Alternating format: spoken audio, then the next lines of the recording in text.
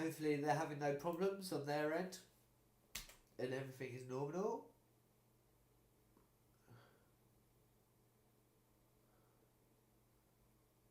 We can only hope.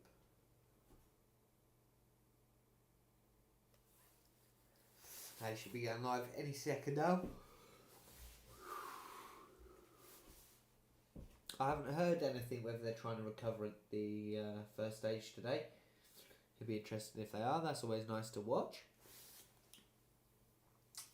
They have managed to do it, and it doesn't really make sense why they wouldn't do it again.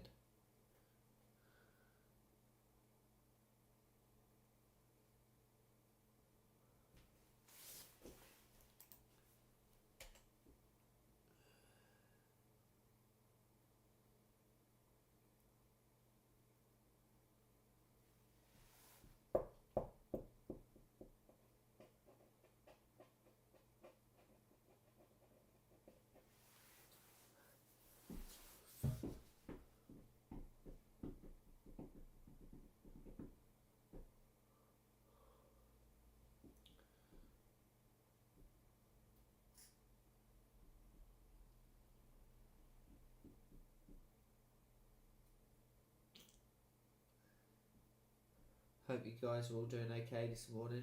If you could like, subscribe, share this feed, get this out to as many people as possible, that'd be great. Like I say, we should be going live for the Electron launch any minute now.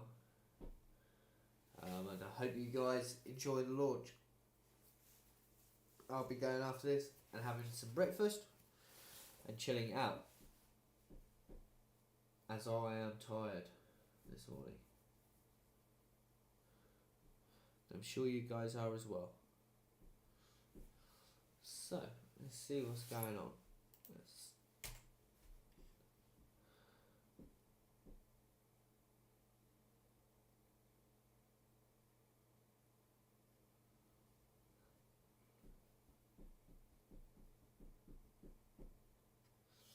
Well, still waiting. I'll just show you a quick video.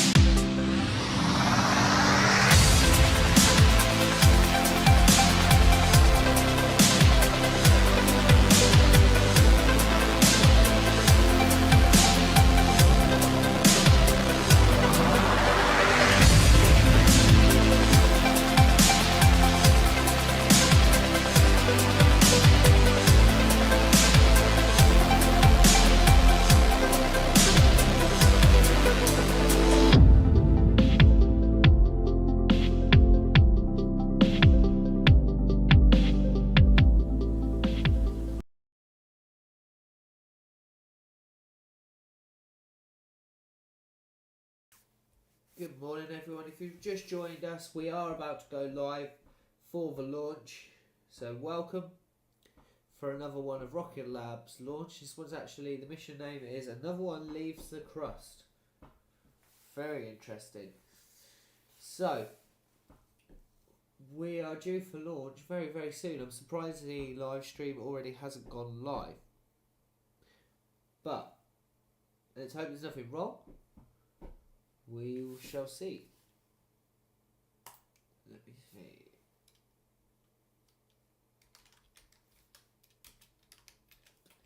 Let me check for any news. Like I say, if you've got any questions, send them over. Happy to answer them.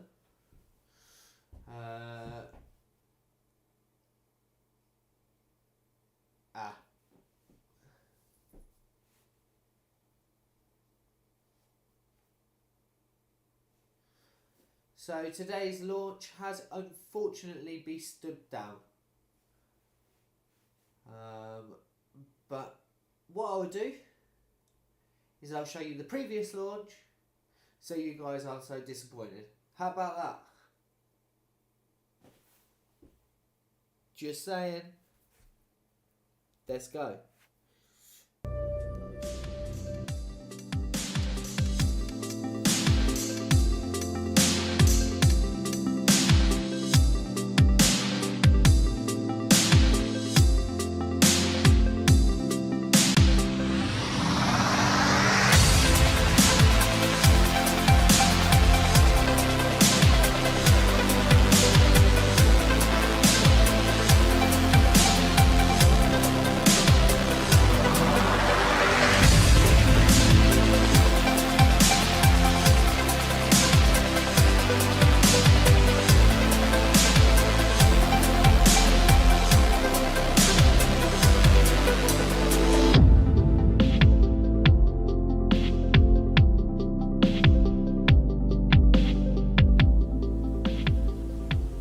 Hello and welcome. Thank you for joining us for our 16th Electron mission and our very first attempt to recover a first stage as part of Rocket Lab's efforts to make Electron a reusable launch vehicle. You're looking at a live view of Rocket Lab Launch Complex 1 in Mahia on New Zealand's east coast as we count down to a 3:20 PM New Zealand time liftoff. Today's launch is our 6th mission for the year, a mission we've aptly dubbed Return to Sender. I'm Ariana Ryan and I'm a quality engineer in the propulsion team. And I'm Max Muncy. I'm a data analyst here at Rocket Lab, and it's great to be back with you for our 16th launch. We're in the final stages now of launch preparations as we count down with 17 minutes remaining on the clock to lift off for this mission. Electron's primary mission today is to deploy a diverse range of payloads to orbit. Inside Electron's fairing, we've packed in 30 small satellites from customers in the United States, France, and New Zealand. Before we get into those customers and satellites though, let's talk about reusability. Today's mission marks a major step in our goal of turning Electron into a reusable rocket, and is our very first attempt at recovering an Electron booster after launch. Electron's first stage has been expendable on all 15 missions to date, but for the first time we'll be trying to bring the stage back underneath a parachute. We're aiming for a soft splashdown in the ocean, several hundred kilometers downrange from LC-1, where a recovery team will extract it from the water and bring it back to our production complex for inspection. While the ultimate goal is to bring back a fully intact stage, today's recovery attempt is very much a test. Yeah, so regardless the state the stage comes back in, our team will come away with lots of data and information for our future recovery efforts. And, as a reminder, today's recovery effort does not include an attempt to catch the booster mid-air with a helicopter. That will come in future attempts once we've completed successful parachute re-entries. So, right now our recovery team is ready and in position in a vessel in the Pacific Ocean, close to where we're expecting Electron's first stage to splash down at about 8.5 minutes or so after liftoff. We'll try to bring you live footage from the camera on board as the booster begins to make its descent, and we'll stick with the feed as long as we can, but we are expecting a telemetry dropout as the stage reaches 30 kilometers altitude on its descent. To tell us more about how we're approaching rocket reusability with Electron, let's hear from our CEO Peter Beck and the recovery team here at Rocket Lab. It's been enormously fun along the way. This has been the best project almost, doing these big scale tests where there's lots of energy, and it's been super fun.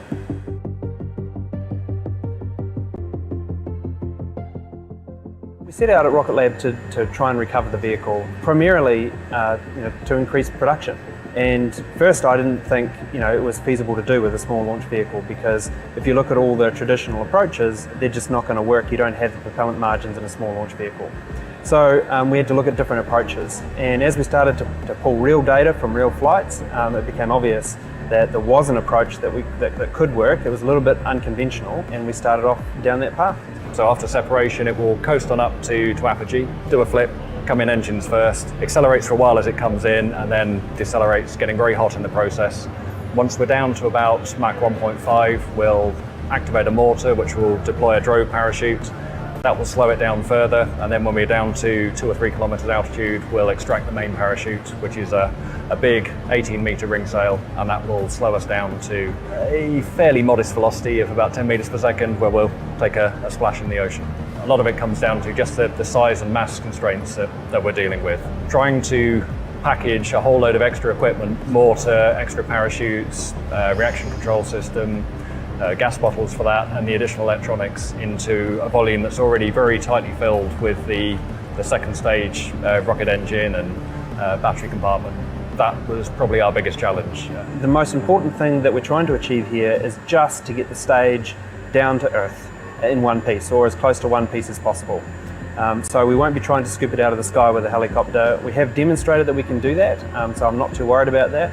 The real challenge for us here is getting it through the wall, getting it under a parachute, getting it decelerated, and gently touching down into the ocean where we'll go and pick it up with recovery vessels.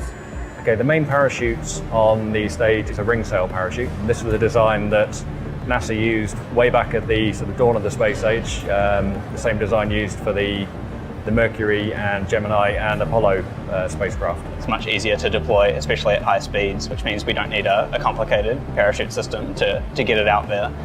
So that's why we've chosen ring sail parachute for now, as opposed to a kind of gliding parachute that we looked at previously. It's kind of like a CSI scene. We really start to peel back the onion and understand exactly what's happened. There's nothing like actually having a flight article that's returned to understand the margin here and the margin there, and which bits really worked well and which bits are just roasted up completely.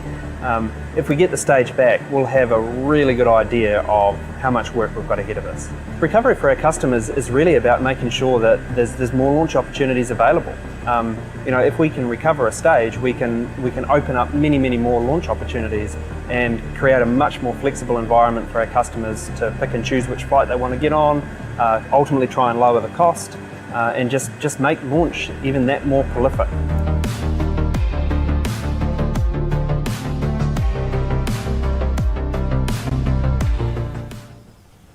So as you heard Peter Beck mention there, our ultimate goal for this attempt is to fish an intact booster out of the ocean that we can transport back to our facilities to check out what we've got. Keep an eye out on our social media channels for updates on what we find at the end of this live broadcast and in the weeks to come. So we're coming up on T-minus 12 minutes, so let's check in with the launch director, Sean DeMello, and the rest of the team for the final go, no-go poll. For launch. Stage. Stage is go. Avionics. Avionics is go. AFTS. AFTS is go. GNC. GNC is go. VCon. VCon is go. T1. T1 is go. GC. GC is go. BLS. BLS is go. RSO. RSO is go. MET. MET is go. MM. MM is go. Recovery. Recovery is go. LD-Sub. LD-Sub go. Executive. Executives go for launch and recovery.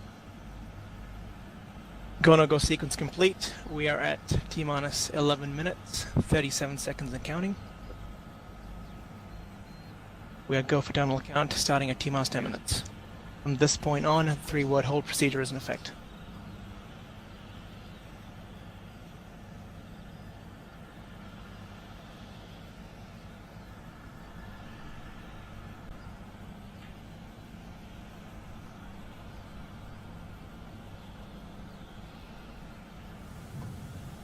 And there you have it. Our operators and launch director have confirmed Electron is primed and ready on the pad at Launch Complex 1. Now to the customers on board this special mission. The satellites for this launch span a range of operations, from tech demonstration through to maritime surveillance, communications, and education, as well as a final special guest hitching a ride to space. Today's mission will launch the APSS-1 satellite from the Auckland Program for Space Systems from the University of Auckland here in New Zealand. This is a particularly special payload because it's New Zealand's first student-built satellite.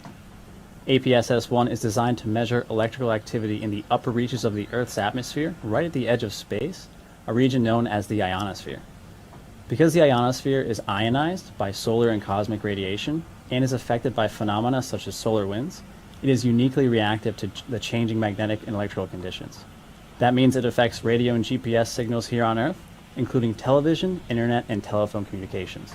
But scientists are also curious to what extent and how the ionosphere is affected by geophysical activity here on Earth, including whether the electrical disturbances that occur in the ionosphere might be correlated with earthquakes. More than 26 students have worked on this satellite across several years, so we're very proud to be delivering it to space today.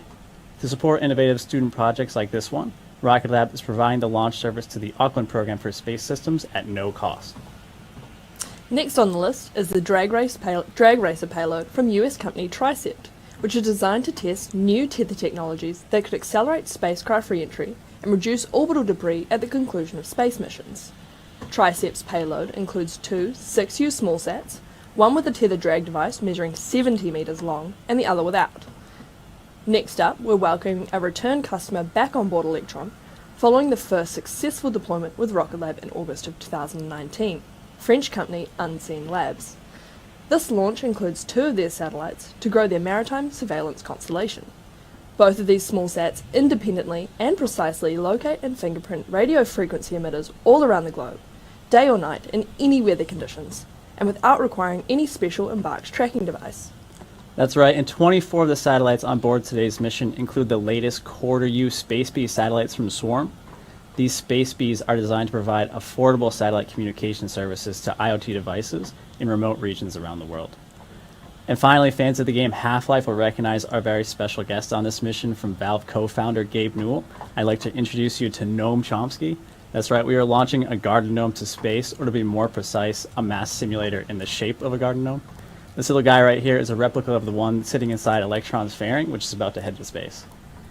Manufactured with support from the Weta workshop, this tiny astronaut will finally complete his achievement for real. Because we have a no gnome left behind policy here at Rocket Lab, Mr. Chomsky will remain attached to the kick stage and deorbit with it as it falls back to Earth. Not only does this mission serve as a tribute to the innovation and creativity of gamers worldwide, but Gabe Newell is personally donating $1 to the Pediatric Intensive Care Unit at Starship's Children's Hospital for every person who watches the launch with us today. So thank you so much for tuning in. And thank you to all of our customers for choosing to ride on Electron. We couldn't ask for better mission partners, and we're proud to be working with you all.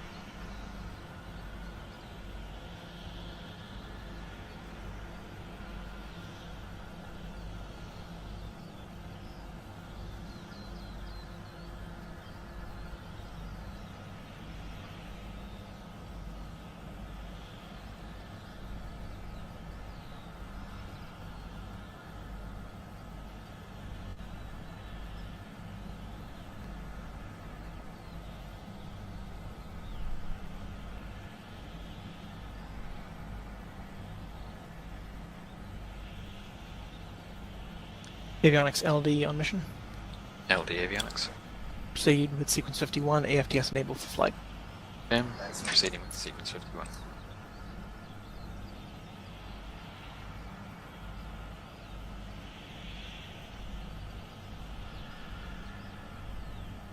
AFTS is green and enabled for flight.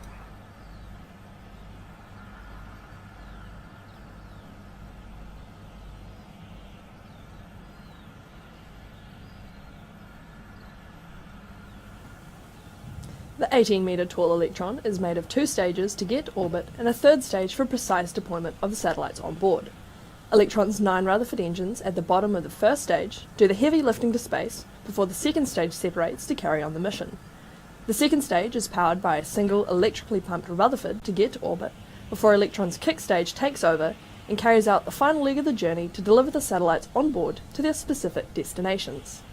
Once stage separation occurs, approximately 2.5 minutes into the mission, Electron's 1st stage booster, which you can see on your screen there, will begin its descent back to Earth, and it's this part of the rocket we'll be attempting to recover on the mission today. To support this mission's recovery attempt, we've added some extra hardware and components to Electron's 1st stage. Here to tell us more about what's been added to Electron is Dominic Fu, a familiar face and integration technician whose team assembled the rocket and the recovery hardware. He joins us now from Rocket Lab's main production facility. Dom, what can you tell us about the differences on the 1st stage for today's mission? Hey Max, that's right. The 1st stage on Electron is a little different on this mission, but it's not just a paint job that's new. I'm standing on the factory floor here at one of our production complexes, and behind me there are about 7 Electron rockets, all lined up for missions later this year and early next year. Right here is where the 1st stage for today's mission was fitted with recovery systems that will hopefully enable us to bring the stage back under a parachute today. Now, approximately 2.5 minutes after liftoff, at an altitude of around 80 kilometers, Electron's 1st and 2nd stages will separate. Electron's 2nd stage will continue to orbit, where the kick stage will separate and deploy the satellites. So up until now, we're following a standard mission profile. But next is where it gets interesting for recovery. With engines now shut down on Electron's first stage, our reaction control system will reorient the stage 180 degrees to place it on an ideal angle for re-entry, designed to enable it to survive the incredible heat and pressure known as the wall during its descent back to Earth. Now on the recovery booster, the RCS thrusters are located near the top of the vehicle, highlighted on your screen. When Electron decelerates below Mach 2, a drogue parachute will be deployed to increase drag to stabilize the first stage as it descends. In the final kilometers of descent, a large main parachute will be deployed to further slow the stage and enable the controlled splashdown.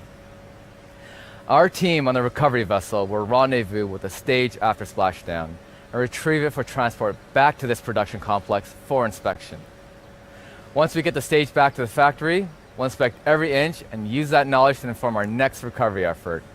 It's going to be such an amazing mission to watch that I'm just going to wrap this up right now. I'm going to join everybody else at Mission Control. Back to you, Max and Ari. Thanks very much, Dom. The recovery team might be leading the program to bring back an Electron, but almost every team across the business has been involved in getting us to this point. So it's exciting to be just minutes away from liftoff for this very special mission.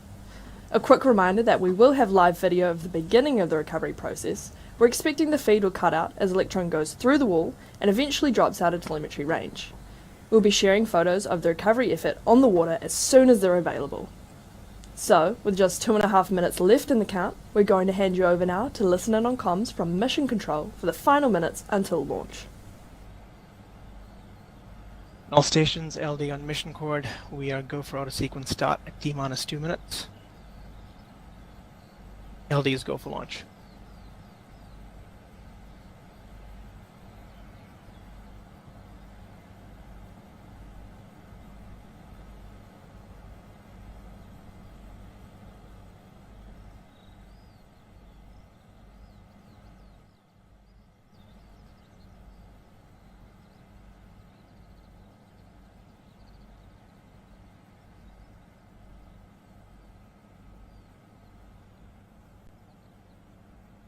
AV bits are on internal power.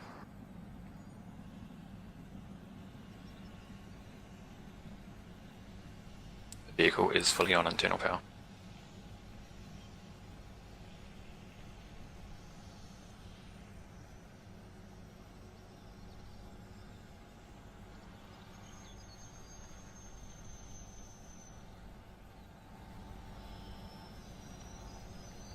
Lux load is complete. System is in recirculation.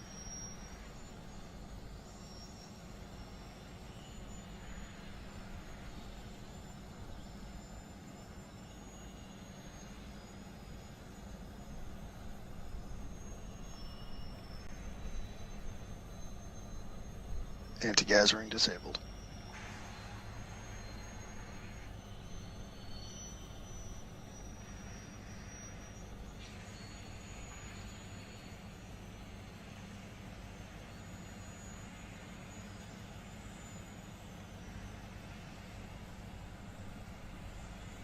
Stage 1 and Stage 2 tanks are pressed.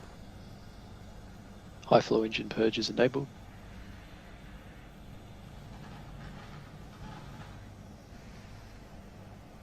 Deluge is activated.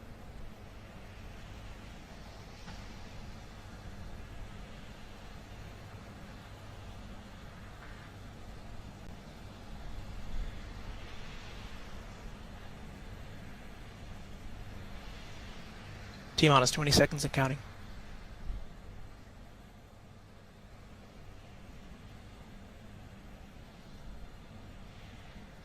T-minus 10, 9, 8, 7, 6, 5, 4, 3, 2.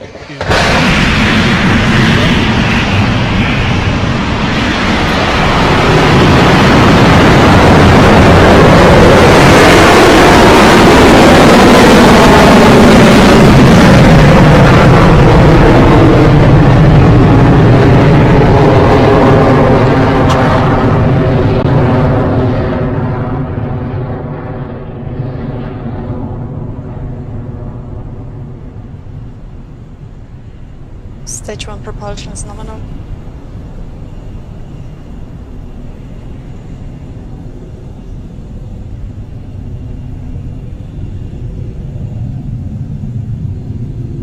Entering stage 1 burnout detect mode. And we have liftoff of Electron from Rocket Lab Launch Complex 1. We're just 50 seconds into flight, and you heard the call out on comms there that the mission is continuing nominally. So Electron will approach max Q along its trajectory, otherwise known as maximum aerodynamic pressure.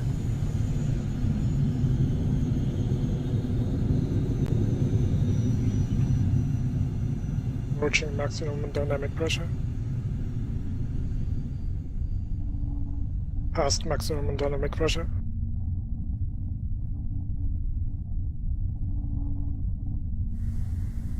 And there goes the call from our operator on console. Electron has cleared max Q. Propulsion is continuing to look good on the path to orbit.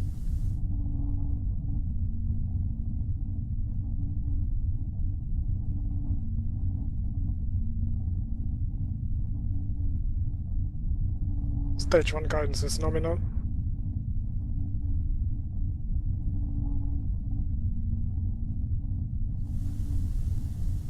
Coming up next in the mission timeline is main engine cutoff, also known as MECO, as Electron's Rutherford engines power down so that the first and second stages of the vehicle can separate cleanly. Following that, the vacuum optimized engine on the second stage will ignite to carry the satellites on board further into space, while Electron's booster will begin to fall back to Earth, marking the start of our recovery attempt.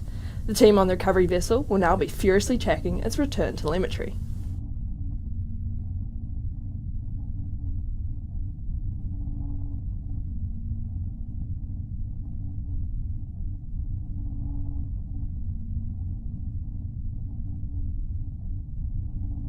MECO confirmed. Staging. Stage to ignition. Recovery telemetry nominal. Flight analyst, recovery LDN mission cord, execute sequence 53, stage 1 recovery operations. Computing landing zone. MECO is confirmed, and so too is the startup of the second stage Rutherford engine. With the separation of stage 1 and 2 complete, we'll try and stick with both views as long as we have them. The trajectories are looking good so far while we're awaiting fairing separation.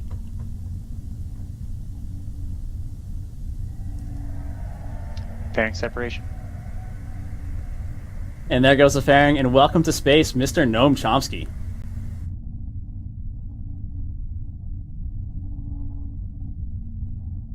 Stage 2 propulsion is nominal.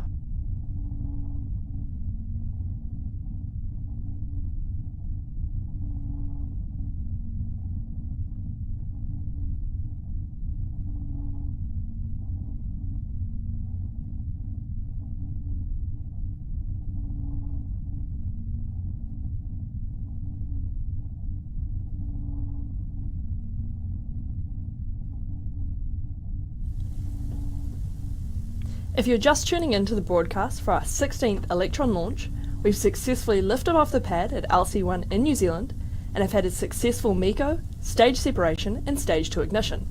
Electron's second stage burn is in progress as we hit 4 minutes and 17 seconds into flight.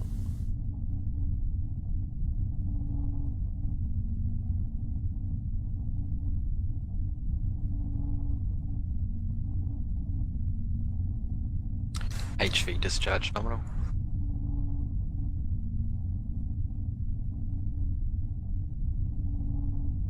Stage 1 apogee.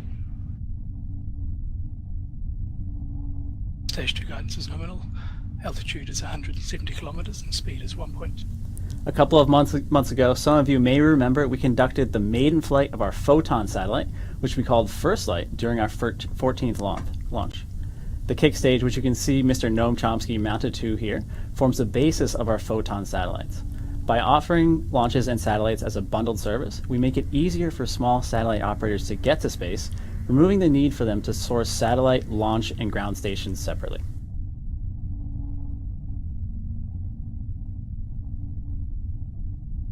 Throttling down. Stage 2 guidance still nominal, 200 seconds remaining.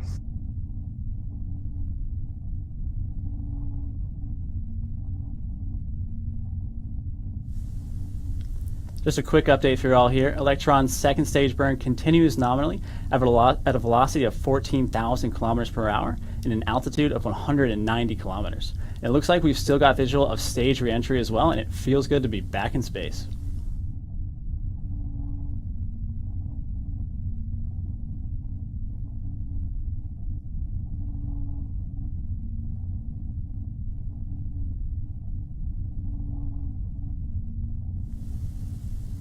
We're now T plus 6 minutes and 8 seconds into flight, and both our second stage burn and first stage booster re-entry are looking stable. Next up will be battery hot swap to continue supplying power to the second stage engine and systems. Let's listen in for that call. AFT is saved.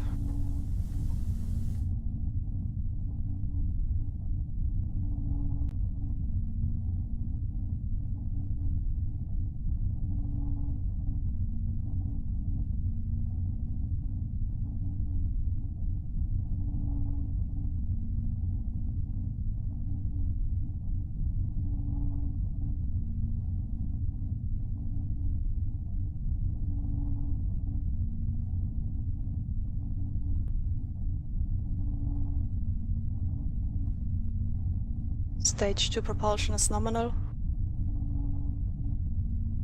Stage 1 re-entry. We've had battery hot swap confirmation, and we're about a minute and a half away from when we expect Stage 1's drogue chute to deploy. The ride is going to get a little bumpy on the way back down, with the booster reaching several times the speed of sound on its fall back to Earth.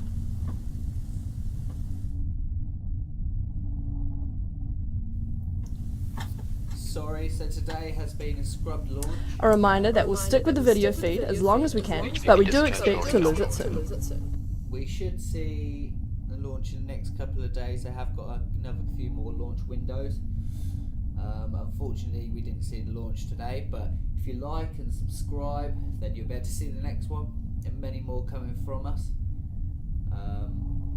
We are playing a replay of a previous launch. And as expected, it looks like we've lost video connection to Electron's booster there. We should expect the first stage's main parachute to deploy at about 8 minutes and 44 seconds into the mission. If we get that confirmation while we're still on the air, we'll be sure to share it with you. Otherwise, check in on our social media channels for further updates when we end the broadcast.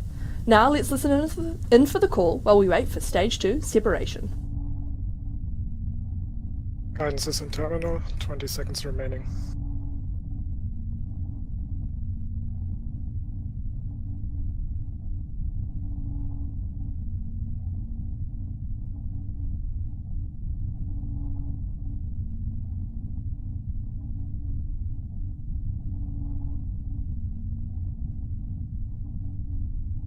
Seeker confirmed. Nominal transfer orbit.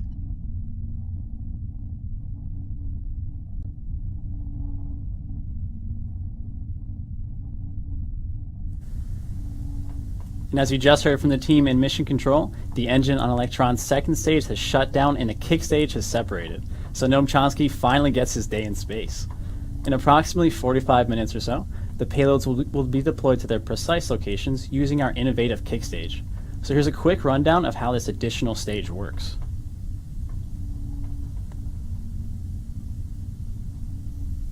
Good morning, everyone. Electron's second stage takes us to an elliptical orbit where the kick stage then separates. From here, the 3D printed Curie engine on Electron ignites to propel the stage and its payloads to a circular orbit for deployment. Using a cold gas reaction control system, or RCS, the kick stage accurately points itself to deploy each satellite to a precise and individual orbit, even on rideshare missions with multiple satellites like this one. Once the satellites are deployed, the Curie engine reignites, propelling the kick stage to a lower orbit where it will be dragged into the Earth's atmosphere faster, leaving behind no space junk in orbit.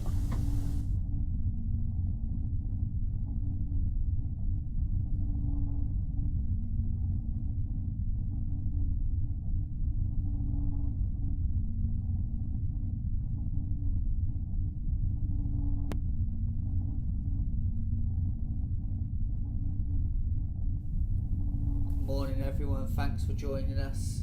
Sorry we have had a cancellation today on the launch, so next launch window will probably be tomorrow or the day after. Thank you for joining us. If you like and subscribe, you'll be able to see more of our launches that are coming up. We are just playing a replay now. But we will be going live with the other stream whenever possible. We're going to cover all other streams as well, so please send in your questions and any relevant content you'd like us to cover. All of your support is appreciated, so anything you can do to get this channel out there is hugely appreciated by me. It is still only 8 o'clock in the morning, and I appreciate that everyone is tired. We've just had confirmation of successful drone shoot and main shoot deploy. We can't wait to share we can't wait to share these photos of recovery in the coming days. So with that, we're going to end the launch broadcast here ahead of that final sequence. We'll be sure to let you know as soon as we can about our recovery efforts and of course payload deployment. Thank you once again to our customers for choosing to launch on Electron, and thank you to each and every one of you for tuning in to watch this very special mission. I'm Ariana Ryan. And I'm Max Bunsey, and this is Rocket Lab Mission Control, signing off.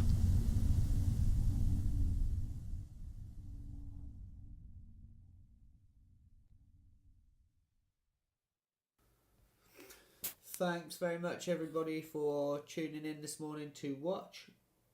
Hope you enjoyed the live feed.